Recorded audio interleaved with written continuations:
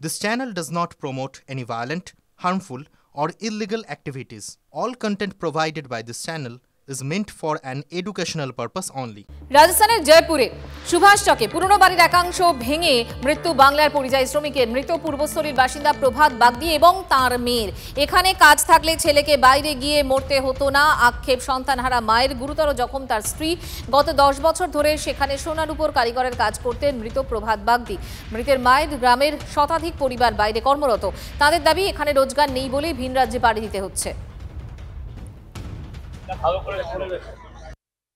দেয়নি সরকার, আমার ছেলেদিকে দেয়নি। তাহলে ঘর হলো কি করে? ও ঘর ওরকম খেটিখুটি করেছে, এই সুদের টাকা নিয়ে। এই ওখানে আমাদের থেকে সরকার থেকে কিছুই পায় না। ছেলেরা গেল কেন ওখানে? এখানে এটাই তো বাবা যদি বুঝবো তাহলে আর কি। না এখানে কাজ নেই কিছু? না কাজ নেই, কাজ থাকলে যে তাহলে যেতেও।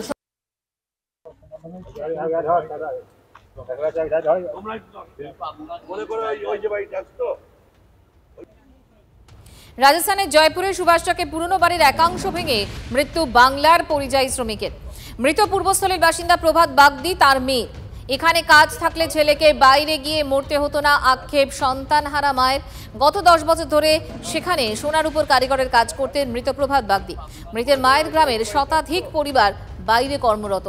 তাদের দাবি এখানে রোজগার নেই বলেই ভিন রাজ্যে পাড়ি দিতে হচ্ছে। এই মুহূর্তে বিজেপি নেতা সজল ঘোষ আমাদের সঙ্গে রয়েছেন।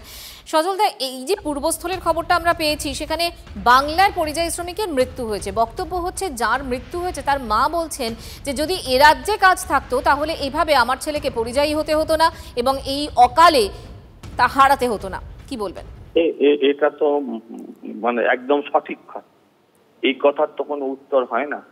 আপনি যেখানেই দেখবেন ব্রিজ ভেঙে পড়ছে, নির্মীয়মান ব্রিজ, সেখানে বাঙালি পরিযায়ী শ্রমিক। আপনি দেখবেন কোনো টানেলে আটকা পড়ছে, বাঙালি পরিযায়ী শ্রমিক। আপনি দেখবেন কোনো নির্মীয়মান বাড়ি করতে গিয়ে ধসে পড়ছে, নিহত বাঙালি পরিযায়ী শ্রমিক। পুরো বাংলাকে শ্রমিক পরিযায়ী বানিয়ে দিয়েছেন। এটা যিনি বলছেন সেটা ঠিক বলছেন। বাংলার পিসি যেটা বলছে সেটা অত্যন্ত ঘৃণ্য, সেটা অত্যন্ত জঘন্য। যে 5,000 টাকা দেবো, চলে আসো। তোমার বৌমা, তোমার ভাইয়ের বউ 5 কোটি টাকা রোজগার করবে সমাজ সেবা করে, আর ওরা 5,000 টাকার ভাতা নেবে। এভাবে বাংলা চলতে পারে না। বাংলা, এটা অত্যন্ত দুর্ভাগ্যজনক। এই নিয়ে আমি রাজনীতিও চাই না, কিন্তু বাংলার এই পরিস্থিতির পরিবর্তন করতে গেলে রাজনৈতিক পরিবর্তন আনতেই হবে। এ বিষয়ে কারোর মনে কোনো দ্বন্দ্ব থাকা উচিত না। যারা এটা থেকে করে খাচ্ছে তারা নিশ্চয়ই চাইবে না, কিন্তু একটা বড় সেকশন যারা তৃণমূল করে বলে তাদের রুটি চলছে। তৃণমূল উঠে গেলে বেকার বাড়বে, এটাও আমি স্বীকার করছি, কিন্তু তাই বলে এই তৃণমূলকে আর রেখে দেওয়া যায় না। বুঝতে পারছি, ধন্যবাদ আপনাকে।